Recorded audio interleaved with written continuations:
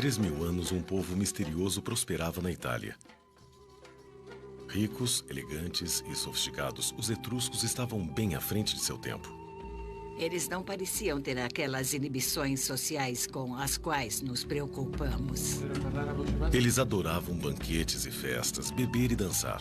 Os etruscos ensinaram os franceses, que na época eram os gauleses, a beber vinho. E diziam que suas mulheres entregavam-se ao amor livremente. Os gregos achavam que havia muita promiscuidade.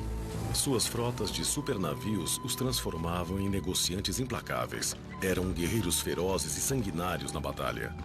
As imagens etruscas presentes nas tumbas são cheias de sacrifícios de sangue.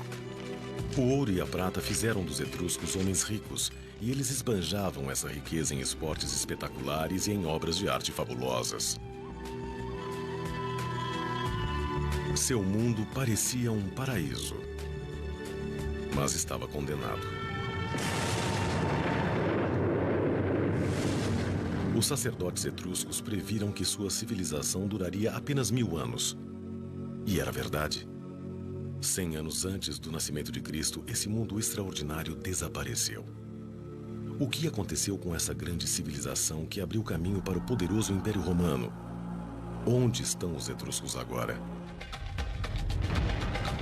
Os prazeres do mundo antigo. Esta paisagem idílica na Itália Central já foi a terra natal dos antigos etruscos, a Etrúria. Foram eles que drenaram os pântanos e derrubaram as florestas, escavaram canais e construíram estradas, esculpindo a paisagem que os italianos agora chamam de Toscana. As cidades etruscas, no alto das colinas, já dominaram toda esta região. Hoje há poucas evidências dessas fortalezas etruscas.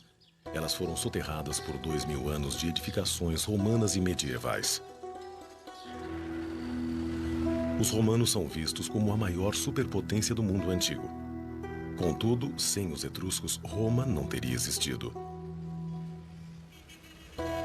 Foram eles que puseram Roma no seu caminho para a glória e demarcaram seus limites. Com uma extraordinária habilidade para a engenharia, eles a transformaram de um vilarejo pantanoso numa cidade importante.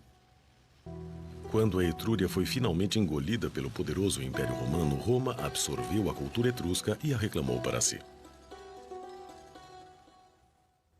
Eles foram a primeira alta civilização da Península Itálica. Eles transmitiram aos romanos uma série de aspectos da sua própria cultura e que foram passados adiante pelos romanos por toda a Europa. E em muitos locais sobrevivem até hoje, embora nunca sejam reconhecidos como etruscos. Podemos apontar muitas coisas que influenciaram nossa cultura, que vieram dos etruscos. Até mesmo aquilo que chamamos de numerais romanos, que, na verdade, eram numerais etruscos. Copiados pelos romanos dos etruscos e depois herdados por nós. Jamais saberemos o quanto de nós realmente é etrusco. O nosso alfabeto, algumas palavras que usamos, algumas bem importantes como persona, personalidade, nós não teríamos se não fosse pela complexidade da cultura etrusca. O mundo perdido dos etruscos agora é visto como uma das maiores civilizações conhecidas, igual em importância à antiga Grécia e ao Egito.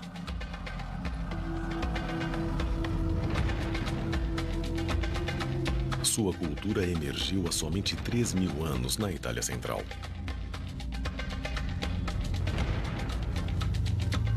Os primeiros etruscos viviam em aldeias, em cabanas toscas da Idade do Bronze. Eles exploraram o solo rico da Etrúria, as vastas florestas e os mares férteis, domando o mundo natural à sua volta.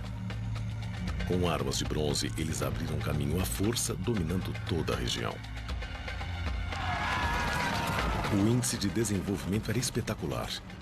Os autores antigos os rotularam de recém-chegados exóticos e alegaram que eram estrangeiros do leste.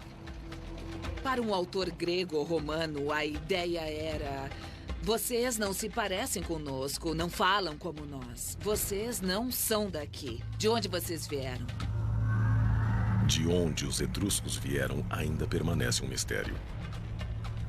O que importa é que a cultura etrusca se formou em solo italiano. Não importa de onde eles vieram originalmente, o mesmo se deu com os romanos. A cultura romana se formou aqui, então ela é italiana, embora possa ter vindo de outro lugar.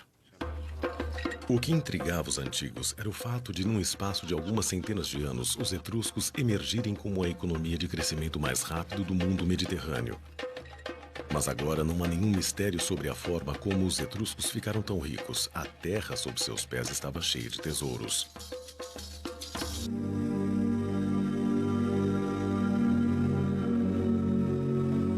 Em 1980, o arqueólogo Giovanangelo Camporeale teve sorte.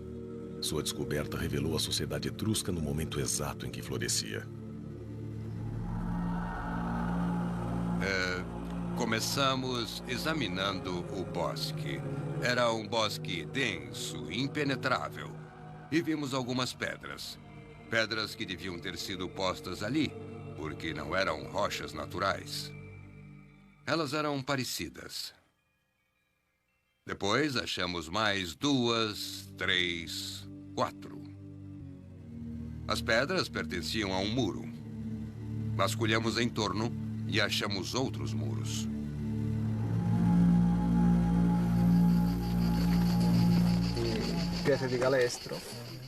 O professor havia se deparado com a mais completa cidade etrusca já encontrada. Abandonada de forma misteriosa, sem haver outra construção em cima, ela ficou milagrosamente preservada sob a densa floresta.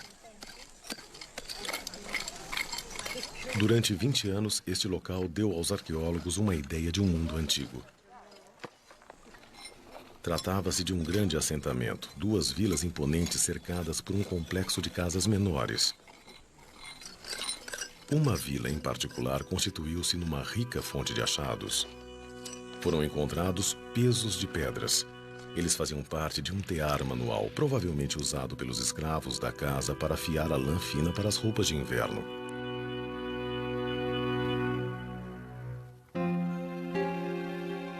O arqueólogo Stefano Giuntoli caminha por um grande salão de entrada que leva a um aposento, onde fragmentos de um copo de vinho importado da Grécia e outras evidências de uma moradia requintada foram achados.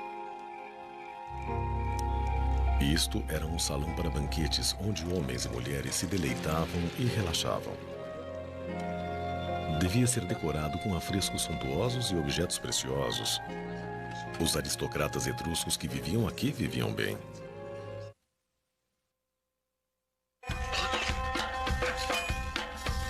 Esta era uma cidade em desenvolvimento, construída ao redor de uma rede de minas de metais preciosos que pertenciam a famílias etruscas ricas.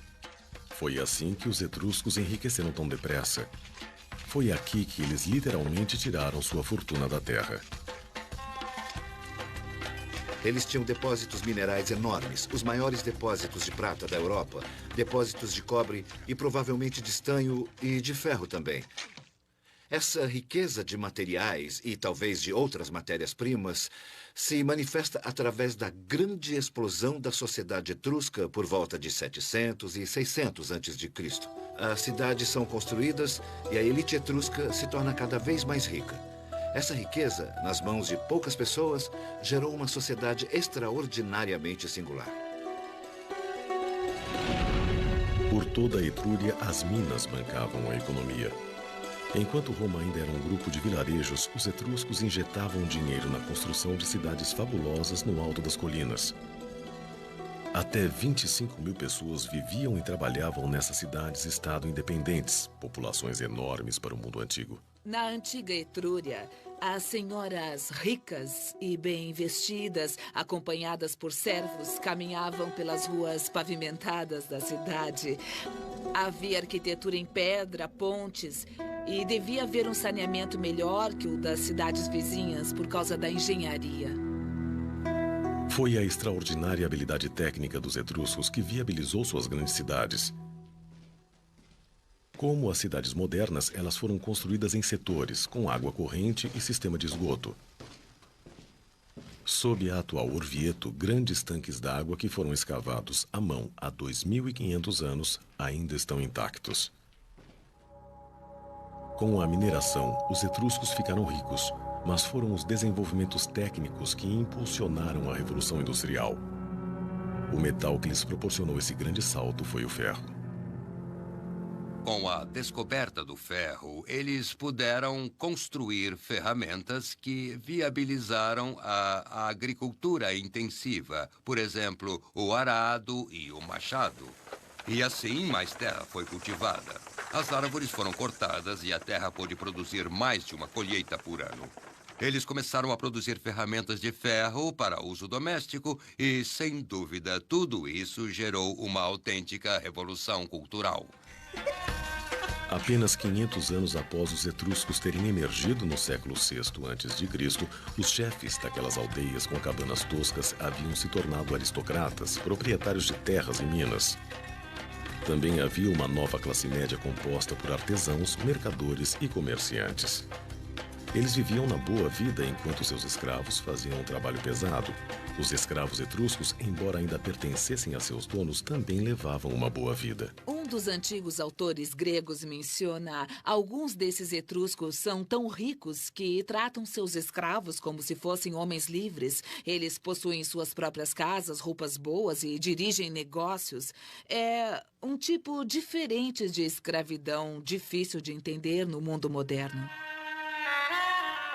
A rica classe aristocrata gastava seu dinheiro em arte.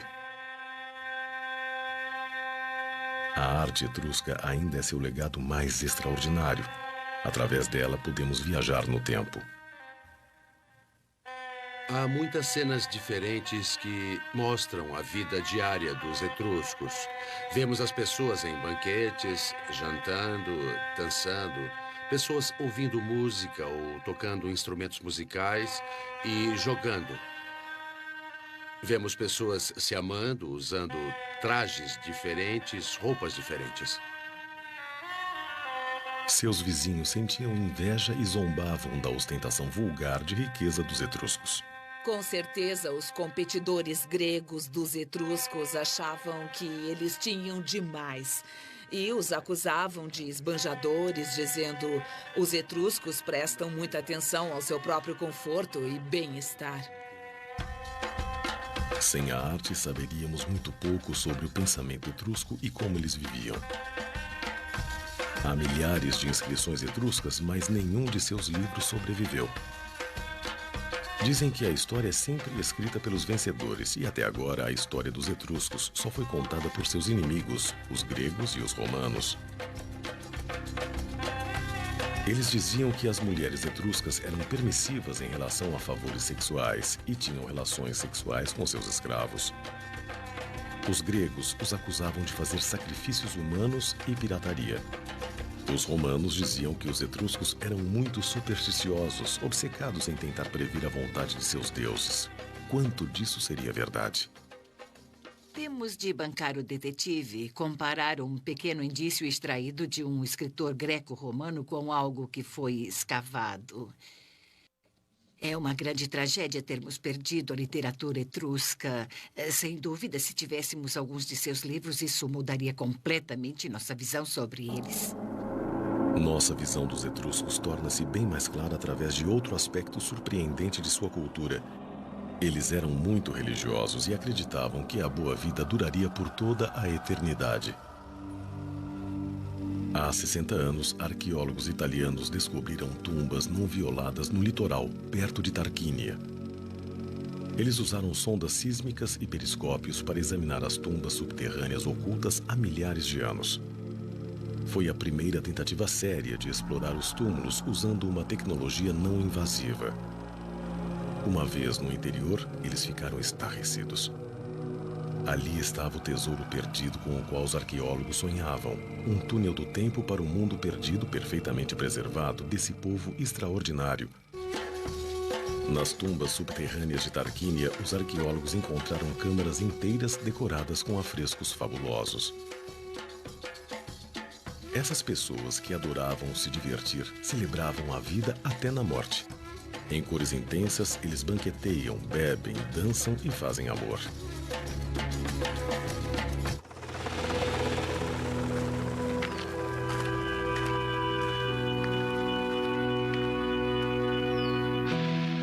Os etruscos construíram grandes cidades para seus mortos.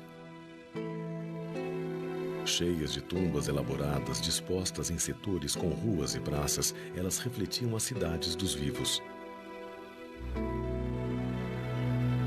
Esta necrópole foi construída ao longo da antiga cidade de Cesare. Cada câmara mortuária familiar contém os ataúdes de gerações da nobreza etrusca. Os etruscos acreditavam que deviam a seus ancestrais a boa sorte e o poder. Honrá-los era essencial. As tumbas aqui são casas em miniatura.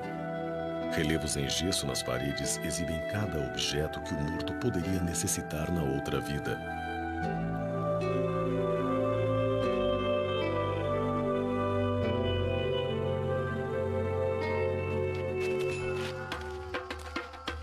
Sabemos, através das pinturas nas tumbas, que um funeral nobre era um evento dramático e colorido, uma espécie de celebração. Os etruscos acreditavam que a morte era um novo começo. A vida foi boa, mas a morte ia ser ainda melhor porque seria desfrutada na companhia dos deuses.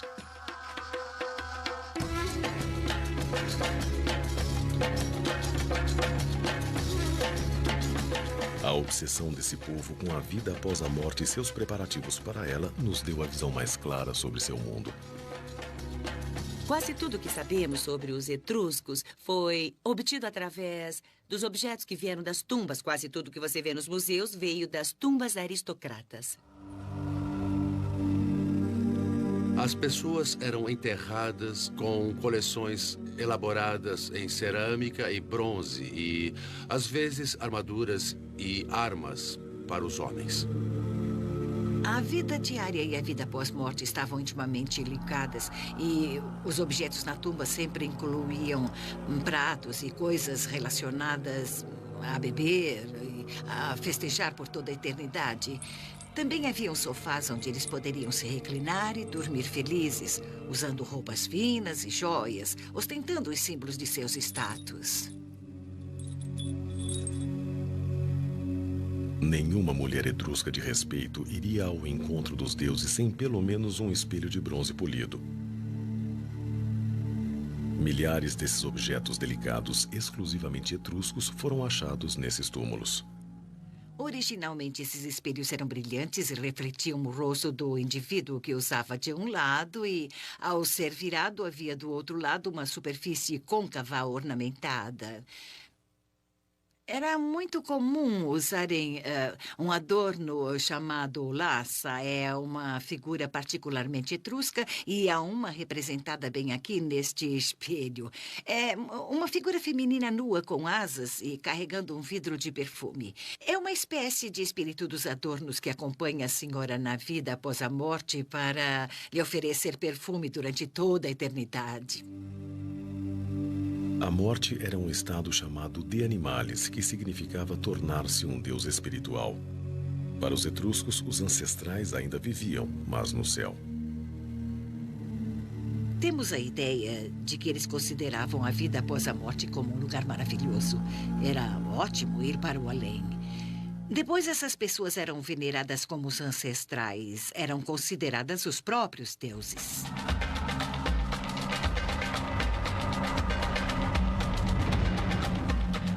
Os etruscos adoravam vários deuses, alguns violentos, outros sábios e amistosos.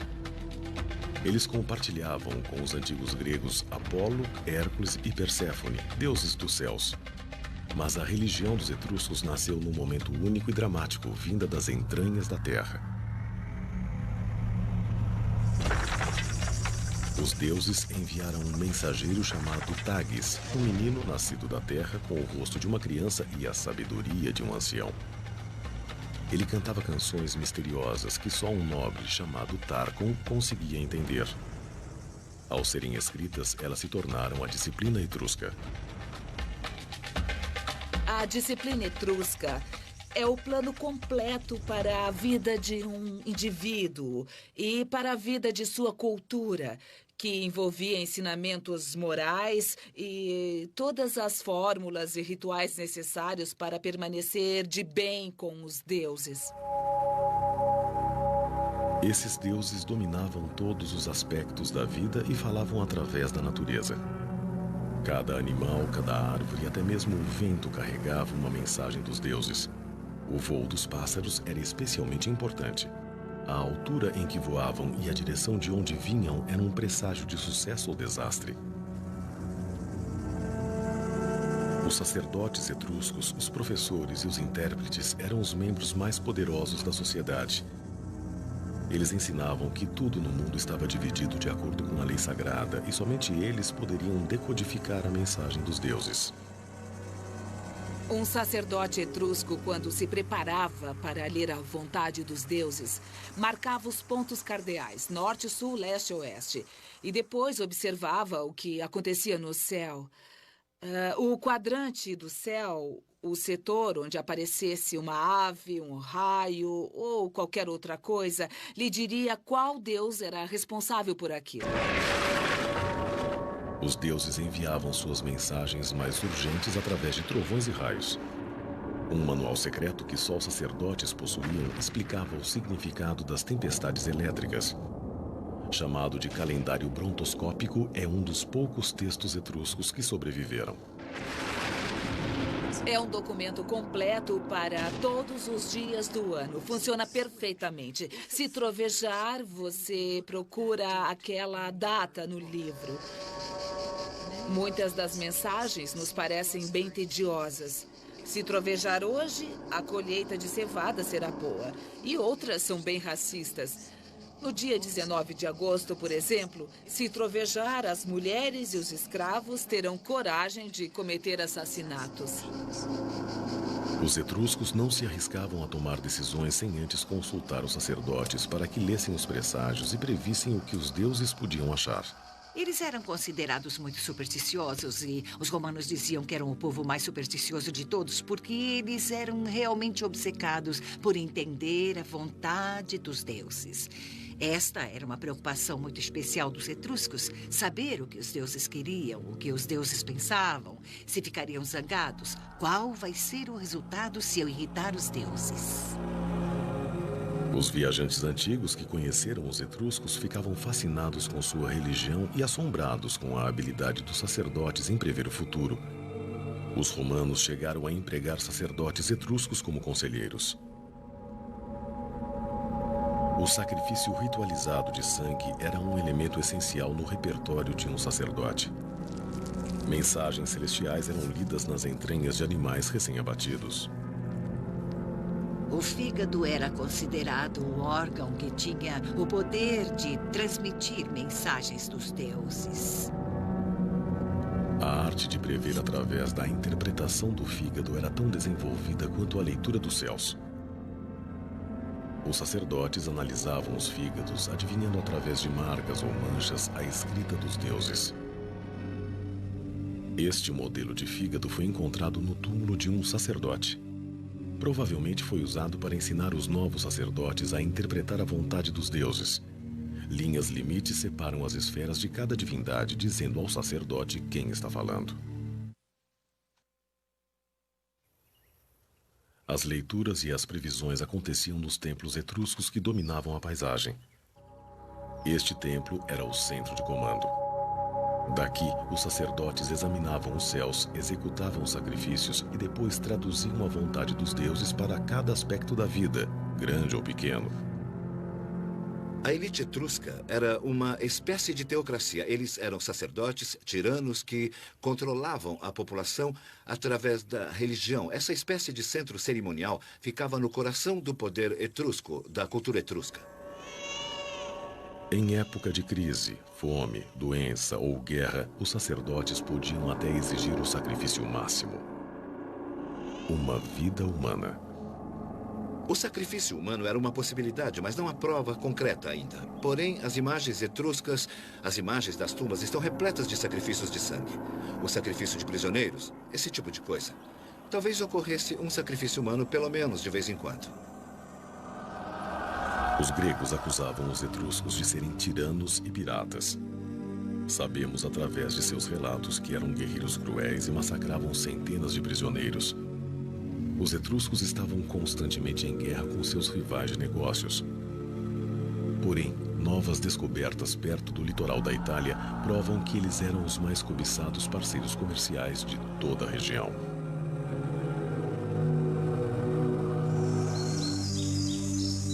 Os etruscos logo se tornaram a força comercial mais poderosa do Mediterrâneo. Eles tinham a matéria-prima que todos queriam, metais raros. Primeiro, eles foram cortejados pelos fenícios do leste. Depois, chegaram os gregos.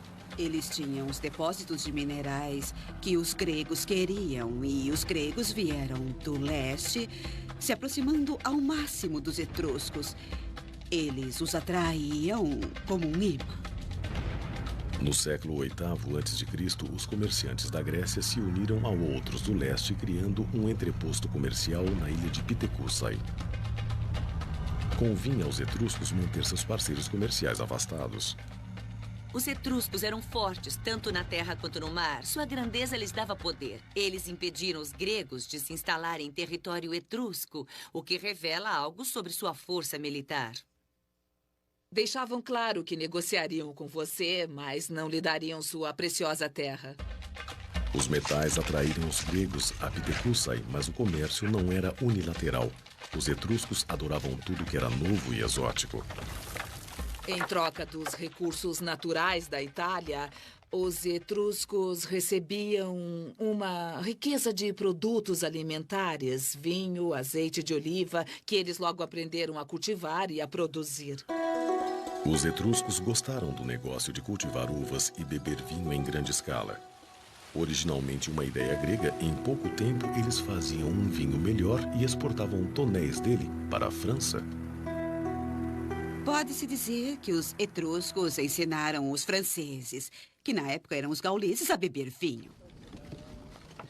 Escavações feitas em La Ciotat, perto de Nice, no sul da França, desenterraram um forte etrusco com uma rede de depósitos capazes de guardar grandes carregamentos de vinho.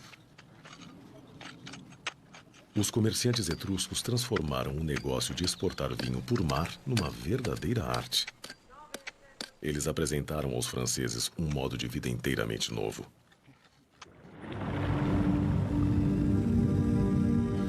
Hoje podemos ver como era importante o comércio de vinho. Um navio encontrado ao largo da costa francesa permaneceu enterrado na lama por 2.500 anos. Este cargueiro levava 30 toneladas de vinho.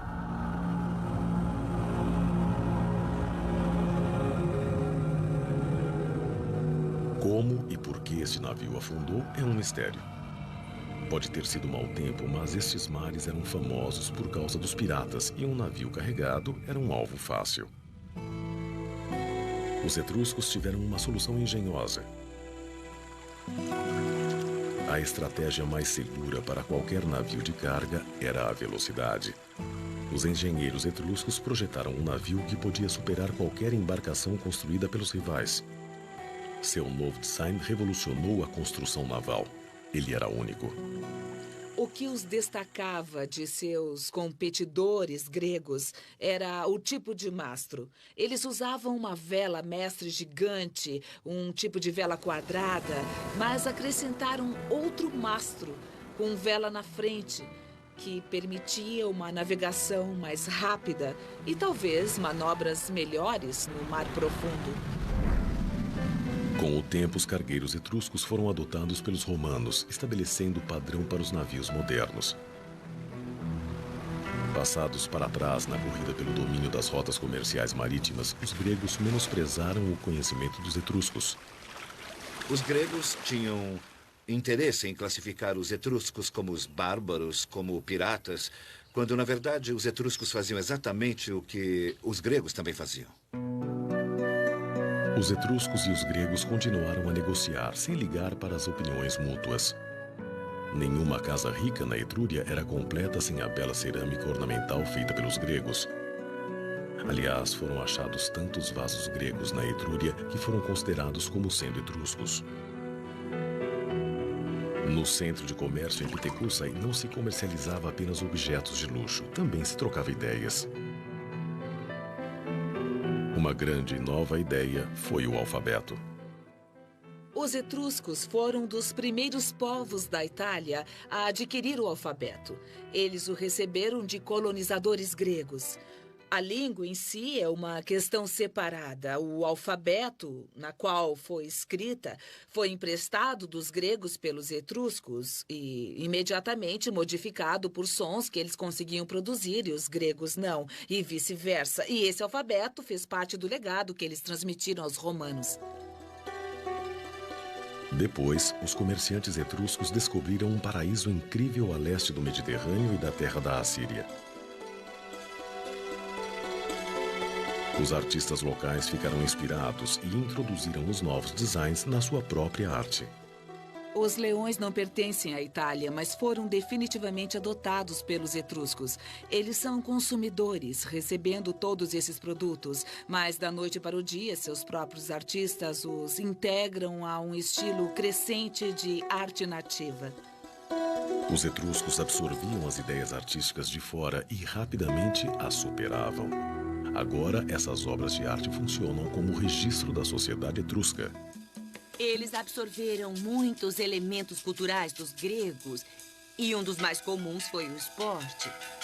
Nas pinturas das tumbas, vemos que eles tinham competições esportivas muito similares às dos gregos. Havia lançamento de disco, de dardo, boxe, luta livre. Os etruscos participavam desses jogos, de alguns deles só por divertimento. Mas eles também disputavam competições físicas mais violentas que envolviam homem contra animais e homem contra homem.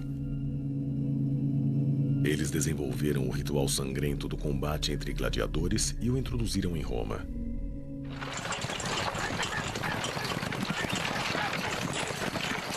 No leste, eles se depararam com a última moda em transporte veloz, a biga. Foram os etruscos que inventaram o esporte eletrizante de corrida de bigas e construíram um novo estádio para isso em Roma, os Circus Maximus. Originalmente feitas para os nobres na opulenta Etrúria, logo todos estavam se deslocando em bigas.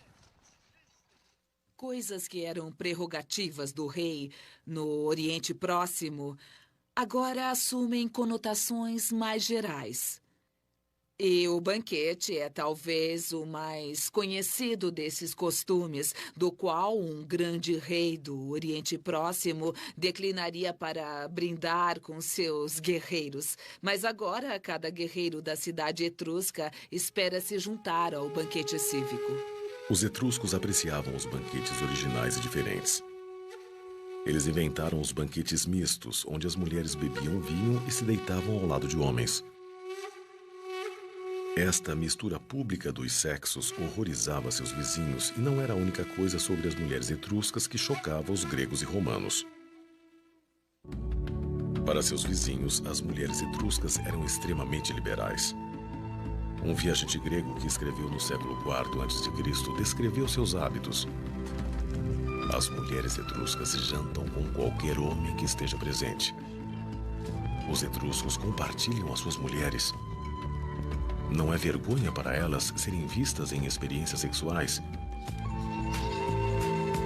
Elas se exercitam nuas, expondo seus corpos aos homens. Eles criam seus filhos que nascem sem saber quem é o pai.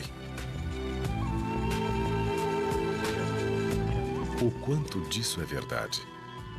As mulheres andavam livremente na sociedade etrusca, eram vistas em festas, deitadas com seus maridos, apreciando um gole de vinho, dançando e vivendo uma vida realmente muito mais liberada que a de suas irmãs em Roma ou Atenas. As mulheres etruscas realmente apreciavam a vida social e os banquetes, o passatempo favorito dos etruscos, tanto quanto os homens.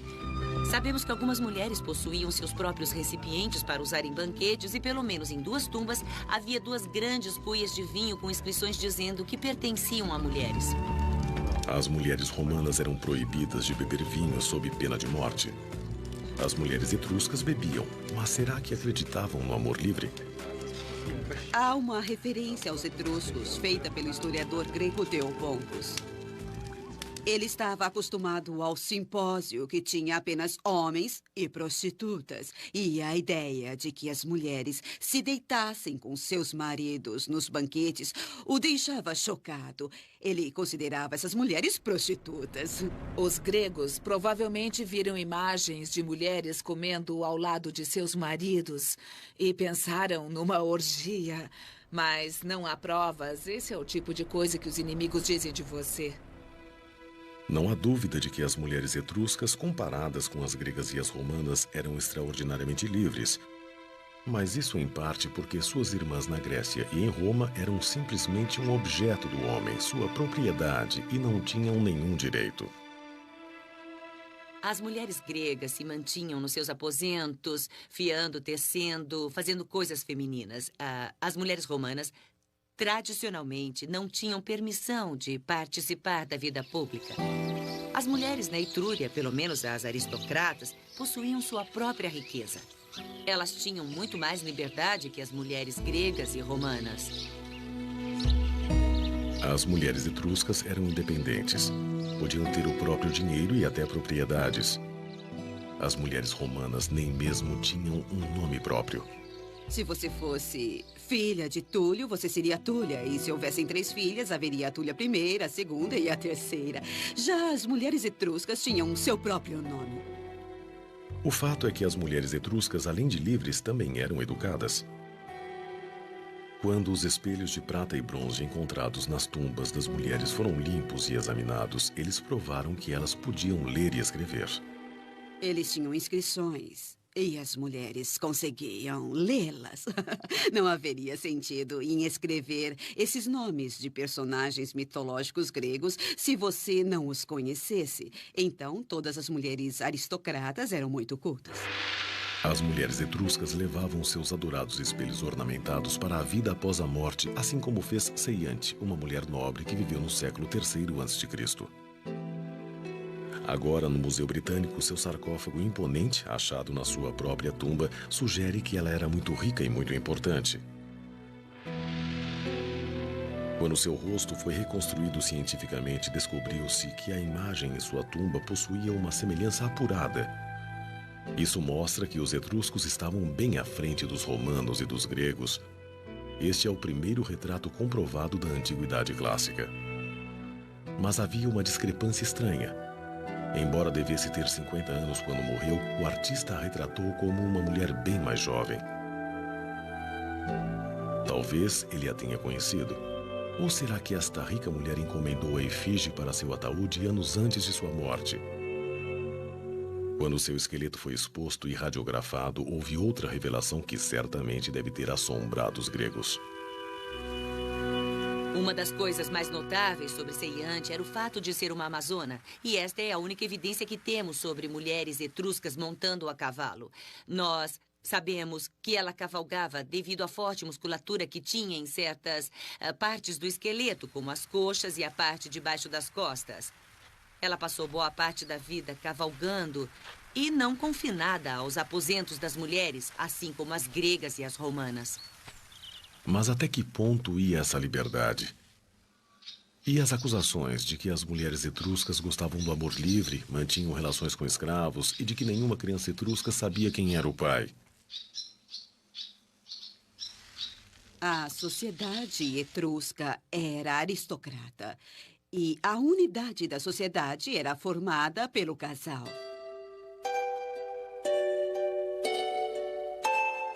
O casal aparece repetidamente durante os 1000 anos da história etrusca, do começo ao fim. As efígies sentimentais nos ataúdes etruscos de maridos e esposas se abraçando por toda a eternidade falam por si próprias. Imagens em objetos nas tumbas, na cerâmica e nos afrescos celebram o casal. Será que os etruscos, que gastavam tanto dinheiro e energia honrando seus ancestrais, não se importariam em saber quem era o pai de seus filhos? Isso não foi comprovado pelos indícios arqueológicos. Todas as pessoas comemoravam fazendo uma oferenda aos deuses em suas tumbas ou sarcófagos. e identificavam seus nomes e depois davam os nomes dos pais. Então, o que houve com os etruscos? Um povo que parecia tão equilibrado, confiante e liberal. Estariam eles tão entretidos em se divertir que foram pegos de surpresa por seus inimigos? Ou surgiu uma nova ameaça? O reinado triunfante dos etruscos chegou ao fim após 1000 anos. Dizem que eles eram tão obcecados com a busca do prazer que não perceberam uma nova ameaça, não de fora, mas de seus vizinhos. Não há dúvida de que eram muito bem organizados, guerreiros soberbos e politicamente ativos. No século VIII a.C., no alvorecer da história romana, os sacerdotes etruscos decretaram seus limites. O censo comercial etrusco estabeleceu a cidade de Roma como um centro mediterrâneo para o comércio e os negócios. No século VII, a dinastia etrusca dos Tarquínios dominou Roma. Pelo menos 2, talvez 3 dos primeiros reis romanos são etruscos. Foi só mais tarde que os romanos assumiram militarmente e eles, então, conquistaram os etruscos. No século V a.C., os romanos expulsaram os soberanos etruscos. E adotaram muita coisa de sua cultura, mas agora, com a expansão da cidade de Roma, eles os viam como rivais. Roma queria as riquezas da Etrúria para si. O período em que Roma reconhece que precisa, quer e vai assumir a Etrúria chega quando eles percebem que há uma grande população urbana que não consegue produzir sua própria comida e que precisa ser alimentada. Eles começam a cobiçar as terras cultiváveis do interior da Etrúria. Dizem que o fim dos etruscos foi uma profecia que se concretizou. Uma antiga lenda previa que a civilização etrusca duraria apenas 1000 anos. A previsão estranhamente se confirmou. Será que os etruscos, tão supersticiosos, se amedrontaram e sucumbiram ao que julgavam ser seu destino? Dizem que por volta de 44 a.C., um cometa foi visto e aquilo marcou o começo da última era dos etruscos. Foi quando surgiu Júlio César e o Império Romano se estabeleceu. Isso tem sido usado para explicar por que nos últimos 200 anos eles se mostraram tão passivos. Eles parecem não resistir aos romanos, como era de se esperar. Parecem não se importar por estarem sendo assimilados e conquistados. Mas não houve nada místico sobre o colapso dos etruscos. As guerras comerciais contínuas contra os gregos impuseram seu preço. Em seguida, os exércitos dos gauleses atacaram as cidades etruscas.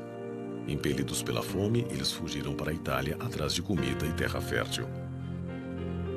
Os etruscos suportaram o primeiro impacto bem antes de os gauleses chegarem a Roma e a ocuparem brevemente. E durante muitos anos, do final do século V até o IV, eles combateram os exércitos gauleses. Defender a Etrúria das hordas de gauleses invasores esgotou os etruscos. Depois, os romanos começaram a tomar as cidades enfraquecidas, uma a uma. A primeira foi a cidade de Veii, mais perto de Roma. O segredo do sucesso dos romanos foi o fato de serem unidos. Os etruscos, com suas cidades-estado independentes, às vezes em guerra umas com as outras, não eram. Elas nunca se uniram tempo suficiente para enfrentar Roma conjuntamente. E assim Roma as conquistou. Quando uma cidade era enfraquecida pelos gauleses, Roma se aproveitava. E talvez este seja o segredo que explica a derrota dos etruscos. Algumas cidades ficaram sob cerco durante anos. Outras caíram quase sem lutar. Em 2 séculos, a Etrúria era mais uma parte do grande Império Romano. Gradualmente, as pessoas deixaram de falar ou escrever em etrusco. Todos falavam a língua dos conquistadores, latim. As pessoas realmente pararam de falar etrusco por volta do século I a.C. E foi quando o povo etrusco chegou ao fim, deixou de ser uma entidade. Quando a língua morreu, morreu também a literatura. Os escritores antigos citam a riqueza da música e da arte etrusca, sua poesia, peças e histórias. Só restaram vestígios nas inscrições. O que aconteceu? Não havia necessidade nem interesse por parte dos romanos em conservar os textos etruscos, exceto os religiosos. Então, simplesmente desapareceram. E quanto ao povo? Muitos etruscos foram mortos, mas nem todos. Os aristocratas se misturaram à sociedade romana, um lampejo de cor exótica entre a elite. Nos bastidores, eles ainda influenciavam o novo império. O que houve com os etruscos é que muitos deles se tornaram romanos. Muitos da aristocracia etrusca se mudaram para Roma e se tornaram parte da elite romana. Estudos recentes analisaram os nomes dos senadores do Senado romano no século I a.C. E muitos deles eram de famílias etruscas. Diante da situação, eles deixaram que Roma assumisse o controle da cidade. Começaram a preparar seus filhos para ir para Roma e se tornar senador. E assim eles poderiam ajudar a família através dos votos no Senado. A luta dos arqueólogos para iluminar o mundo fabuloso dos etruscos nunca terminará. Embora vivessem há milhares de anos, eles chegaram ao mundo moderno de uma forma bem direta. Sua história é envolvente, sua atitude em relação à vida, intrigante. O espírito dos etruscos ainda vive na Itália. Às vezes, quando a luz do entardecer ilumina o rosto dos moradores da Toscana, nós voltamos à Etrúria, o lar do povo perdido da Itália, os etruscos.